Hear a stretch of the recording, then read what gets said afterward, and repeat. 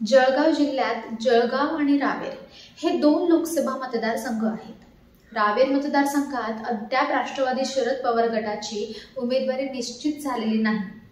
जळगाव मतदारसंघात मात्र भाजपाच्या स्मिता वाघ व शिवसेना ठाकरे गटाचे करण पवार यांच्यात सामना रंगला आहे. भाजपाचा परंपरागत गड म्हणून जळगाव मतदारसंघाकडे पाहिले जाते. यावेळी भाजपा आपला गड राखतो की ठाकरे गटाला मिळालेल्या संधीचे सोने करतो याकडे लक्ष लागून आहे. जळगाव जिल्हा गेल्या अनेक वर्षांपासून भाजपचा बालेकिल्ला समजला जातो. मतदारसंघ पुनर्रचनेच्या आधी 30 वर्षाचा कालावधी पाहिल्यास काँग्रेसचे विजय नवल पाटील व राष्ट्रवादीचे वसंतराव मोरे यांचा अपवाद वगळता भाजपनेच हा मतदारसंघ राखला आहे. या मतदारसंघात तसे शिवसेनेचे प्राबल्य आहे. दर लोकसभेच्या वेळी भाजपासाठी शिवसेनेचे शिलेदार जीवाचे रान करतात, तर विधानसभेत मात्र बऱ्याच ठिकाणी शिवसेनेला भाजपच्या बंडाला समोर जावे लागते. हा इतिहास आहे. आता परिस्थिती बदलली असली तरी महायुतीत अंतर्गत कुरबुरी आहेतच. गेल्या वेळी खासदार ए.टी. नाना पाटील यांचे तिकीट कापून स्मिता वाघ यांना भाजपने उमेदवारी दिली होती.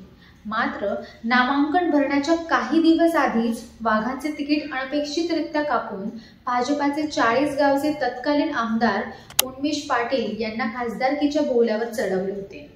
इच्छा नसताना उन्मेष पाटलांनी निवडणूक लढवली आणि 4.5 लाखाच्या विक्रमी मतांनी ते जिंकून आले होते. यावेळी पक्षांतर्गत विरोधामुळे उन्मेष पाटलांना तिकीट मिळण्याविषयी साशंकता होती आणि झालेही तसेच. गेल्या वेळी स्मिता वाघांचे तिकीट कापून उन्मेष पाटलांना उमेदवारी मिळाली होती. आता चक्र पुन्हा उलटे फिरले असून उन्मेष पाटलांचे तिकीट स्मिता वाघांकडे गेले आहे. तिकीट कापल्यानंतर उन्मेष पाटलांनी काही दिवस सावध भूमिका घेतली. त्यांनी उघड बोलणे टाळले तरी पडद्यामागच्या हालचाली सुरूच होत्या.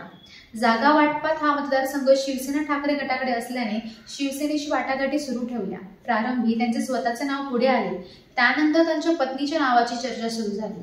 अखेर उन्मेष पाटलांनी त्यांचे मित्र पारोळ्याचे माजी नगराध्यक्ष करण पवार यांचे नाव पुढे केले आणि ते ठाकरे गटाने मान्यही केले. जळगाव मतदारसंघात 40गाव, पाचोरा भडगाव, पारोळा एरंडोल, जळगाव शहर, जळगाव ग्रामीण व अमळनेर या 6 विधानसभा मतदारसंघाचा समावेश आहे. यातील 40गाव व जळगाव शहर हे 2 मतदारसंघ भाजपकडे आहेत. पाचोरा आणि पारोळा आणि जळगाव ग्रामीण हे मतदारसंघ शिवसेना शिंदे गटाकडे आहेत, तर अमळनेर मधून निवडून आलेले अनिल पाटील राष्ट्रवादी अजितदादा गटाकडे आहेत. वर पाहिल्यास हा मतदारसंघ पूर्णपणे महायुतीसाठी अनुकूल दिसतो. दुसरीकडे स्मिता वाघ यांना तिकीट जाहीर झाल्यापासून तिकीट बदलले जाईल अशी चर्चा झडत आहे. मात्र तशी शक्यता आता धुसर आहे. मात्र भाजप कार्यकर्त्यांमध्ये निवडणुकीसाठीचा आवश्यक उत्साह निर्माण करण्यात भाजपाच्या स्थानिक नेतृत्वाला अद्याप यश आले दिसत नाही. अर्थात प्रत्यक्ष उमेदवारी दाखल करणे आणि मतदानाला अद्याप महिनाभराचा अवकाश आहे. या कालावधीत काय काय घडामोडी घडतात हे पाहणे महत्त्वाचे ठरणार आहे.